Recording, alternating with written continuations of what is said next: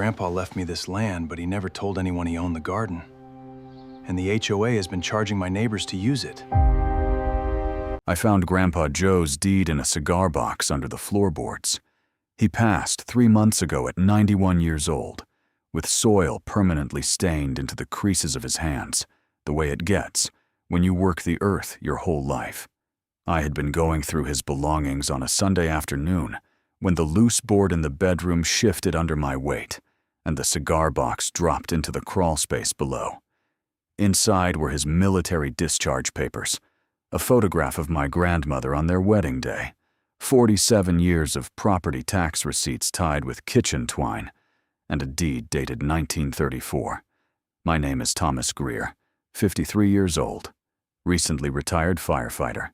Grandpa Joe left me his property in Millbrook Commons when he passed, and I moved in, thinking I was inheriting a quiet house with a vegetable garden and enough peace to figure out what retirement actually felt like.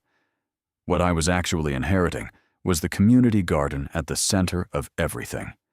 Vivian Caldwell had been HOA president at Millbrook Commons for 8 years.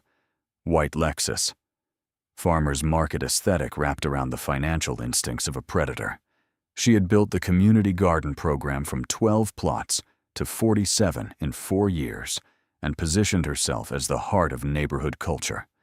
Harvest festivals, seed swap days, a waiting list 18 months long for new plot holders. Every resident who tended a plot paid $60 monthly in plot rental fees. Every resident believed those fees funded garden infrastructure and community programming.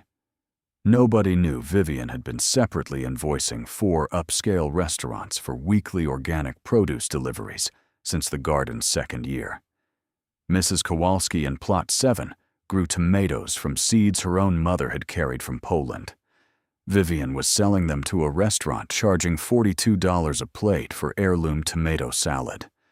I found the restaurant invoices in the county business records the same afternoon I had the deed surveyed. The 1934 deed was unambiguous. The garden parcel had been conveyed separately from the surrounding residential lots as part of the original Millbrook land grant. My grandfather had purchased it, along with his home, in 1961, as part of an estate sale package. The community garden program Vivian had built over 8 years was built on land she had never owned. The plot rental fees were theft. The restaurant sales were theft. She had been stealing from the same people twice simultaneously for 7 years. My attorney Ellen filed the ownership claim on a Thursday.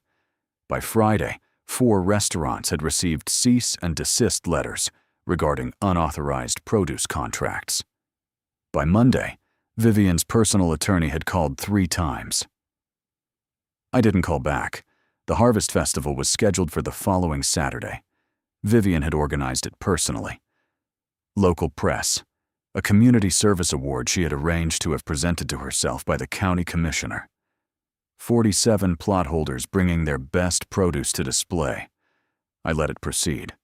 Mrs. Kowalski brought her tomatoes. Mr. Henderson brought his squash.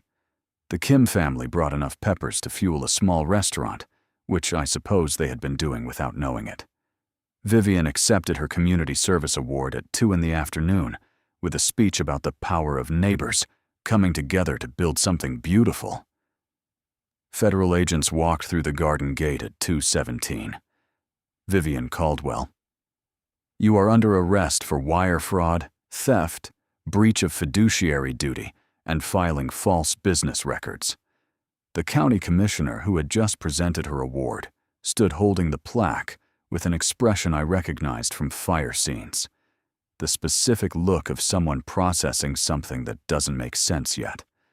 Vivian received 4 years federal prison, full restitution of 7 years of restaurant revenue, and plot rental fees to every resident who had been charged. Every dollar returned.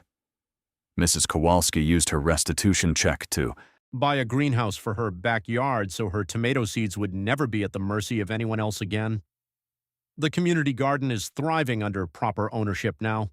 Plot fees fund actual infrastructure. Restaurant partnerships exist transparently with revenue shared among plot holders. I tend Plot 1 myself, the one Grandpa Joe had quietly maintained for years without ever joining the official program because something about paying fees to use land he owned never sat right with him.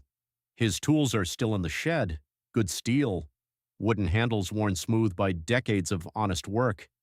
He built things to last. So did I.